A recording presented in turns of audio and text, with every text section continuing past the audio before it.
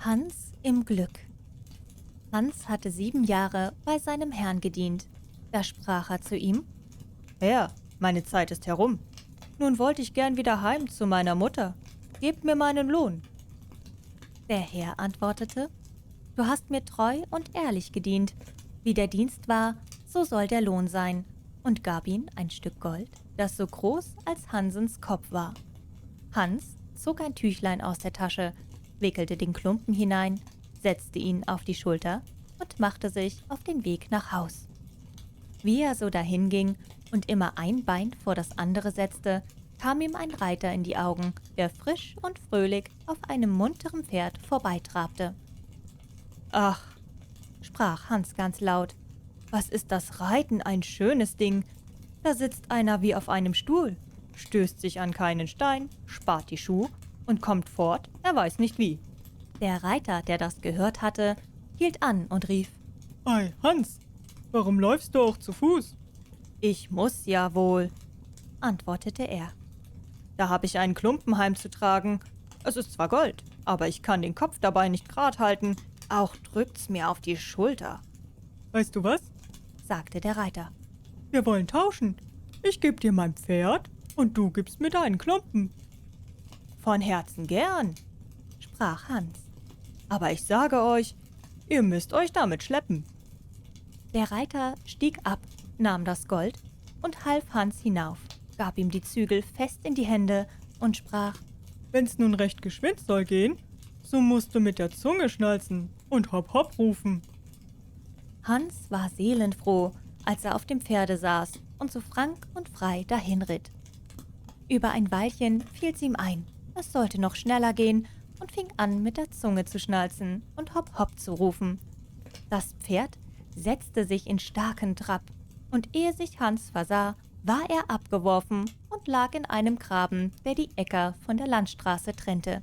Das Pferd wäre auch durchgegangen, wenn es nicht ein Bauer aufgehalten hätte, der des Weges kam und eine Kuh vor sich hertrieb. Hans suchte seine Glieder zusammen und machte sich wieder auf die Beine. Er war aber verdrießlich und sprach zu dem Bauer: Es ist ein schlechter Spaß, das Reiten, zumal wenn man auf so eine Meere gerät wie diese, die stößt und einen herabwirft, dass man den Hals brechen kann. Ich setz mich nun nimmermehr wieder auf. Da lob ich mir eure Kuh.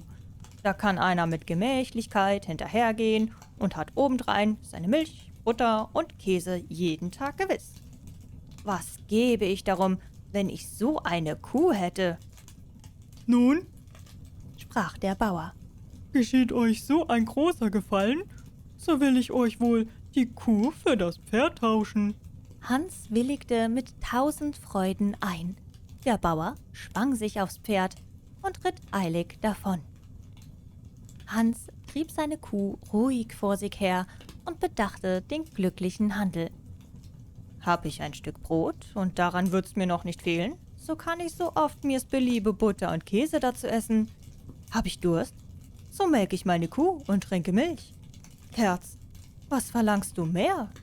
Als er zu einem Wirtshaus kam, machte er Halt, aß in der großen Freude alles, was er bei sich hatte, sein Mittags- und Abendbrot rein auf und ließ sich für seine letzten paar Heller ein halbes Glas Bier einschenken. Dann trieb er seine Kuh weiter, immer nach dem Dorfe seiner Mutter zu. Die Hitze ward drückender, je näher der Mittag kam, und Hans befand sich in einer Heide, die wohl noch eine Stunde dauerte.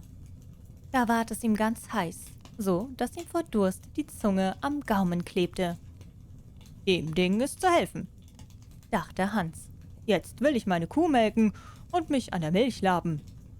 Er band sie an einen dürren Baum, und da er keinen Eimer hatte, so stellte er seine Ledermütze unter.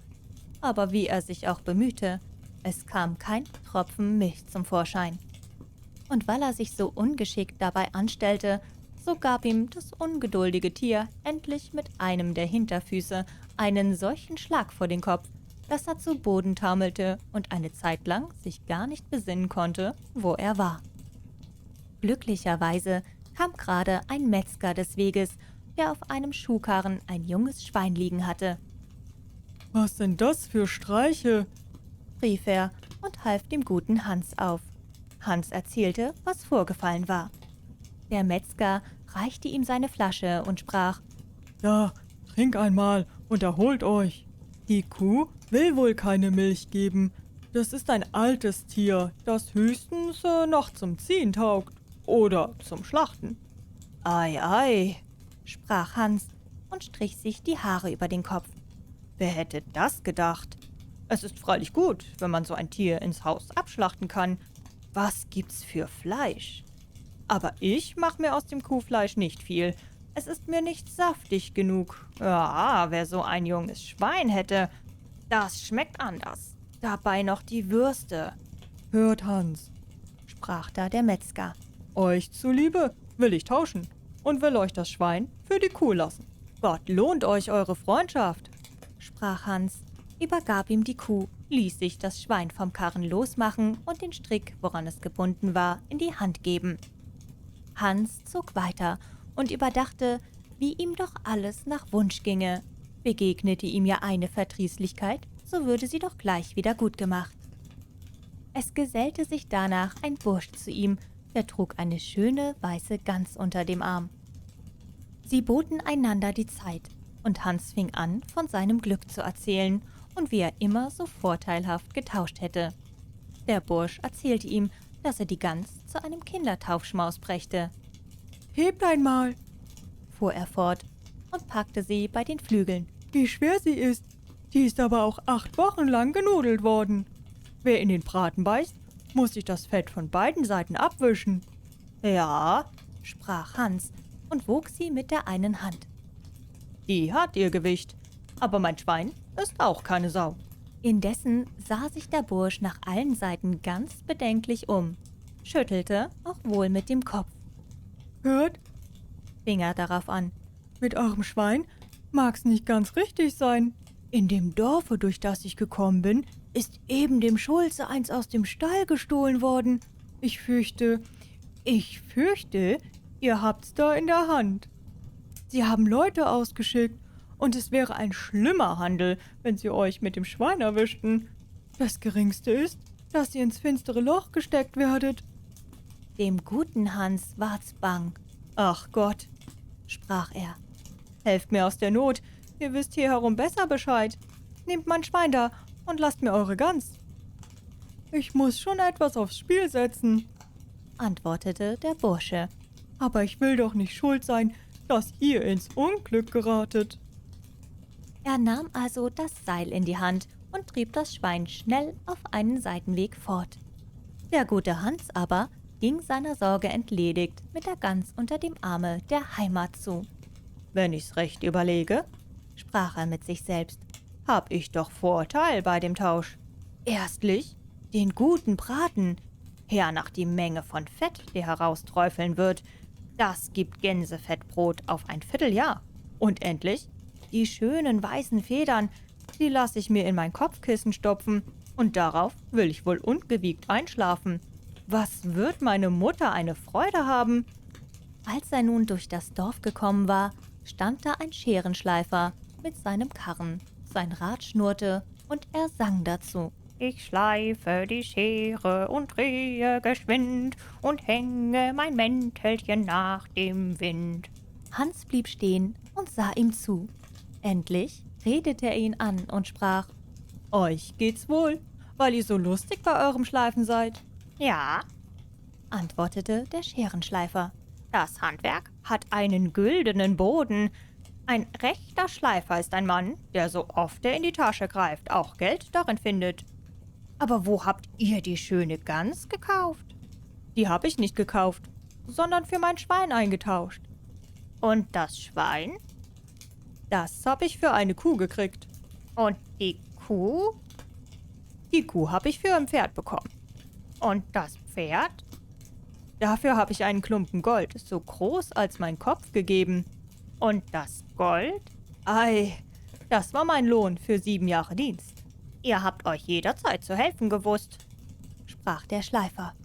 Könnt ihr es nun dahin bringen, dass ihr das Geld in der Tasche springen hört, wenn ihr aufsteht? So habt ihr euer Glück gemacht. Wie soll ich das anfangen? Sprach Hans. Ihr müsst ein Schleifer werden, wie ich. Dazu gehört eigentlich nichts als ein Wetzstein. Das andere findet sich schon von selbst. Da habe ich einen, der ist zwar ein wenig schadhaft, dafür sollt ihr mir aber auch weiter nichts als eure Gans geben. Wollt ihr das? Wie könnt ihr noch fragen?« antwortete Hans. »Ich werd ja zum glücklichsten Menschen auf Erden. Hab ich Geld, so oft ich in die Taschen greife? Was brauche ich da länger zu sorgen?« Reichte ihm die Gans hin und nahm den Wetzstein in Empfang. Nun, Sprach der Schleifer und hob einen gewöhnlichen, schweren Feldstein, der neben ihm lag, auf. da habt ihr noch einen tüchtigen Stein dazu, auf dem sich's gut schlagen lässt und ihr eure alten Nägel gerade klopfen könnt. Nehmt ihn und hebt ihn ordentlich auf. Hans lud den Stein auf und ging mit vergnügtem Herzen weiter. Seine Augen leuchteten vor Freude, »Ich muss in einer Glückshaut geboren worden sein«, rief er aus. »Alles, was ich wünsche, trifft mir ein. Wie einem Sonntagskind.« Indessen, weil er seit Tagesanbruch auf den Beinen gewesen war, begann er müde zu werden. Auch plagte ihn der Hunger, da er allen Vorrat auf einmal in der Freude über die erhaltene Kuh aufgezehrt hatte. Er konnte endlich nur mit Mühe weitergehen und musste jeden Augenblick Halt machen. Dabei drückten ihn die Steine ganz erbärmlich. Da konnte er sich des Gedankens nicht erwehren, wie gut es wäre, wenn er sie gerade jetzt nicht zu tragen brauchte. Wie eine Schnecke kam er zu einem Feldbrunnen geschlichen, wollte da ruhen und sich mit einem frischen Trunk laben. Damit er aber die Steine im Niedersitzen nicht beschädigte, legte er sie bedächtig neben sich auf den Rand des Brunnens. Darauf setzte er sich nieder und wollte sich zum Trinken bücken. Da versah er's, stieß ein klein wenig an und beide Steine plumpsten hinab. Hans, als er sie mit seinen Augen in die Tiefe hatte versinken sehen, sprang vor Freude auf, kniete danieder und dankte Gott mit Tränen in den Augen, dass sie ihm auch diese Gnade noch erwiesen und ihn auf eine so gute Art und ohne, dass er sich einen Vorwurf zu machen brauchte, von den schweren Steinen befreit hätte, die ihm allein noch hinderlich gewesen wären. »So glücklich wie ich«, rief er aus, »gibt es keinen Menschen unter der Sonne.« Mit leichtem Herzen und frei von aller Last sprang er nun fort, bis er daheim bei seiner Mutter war.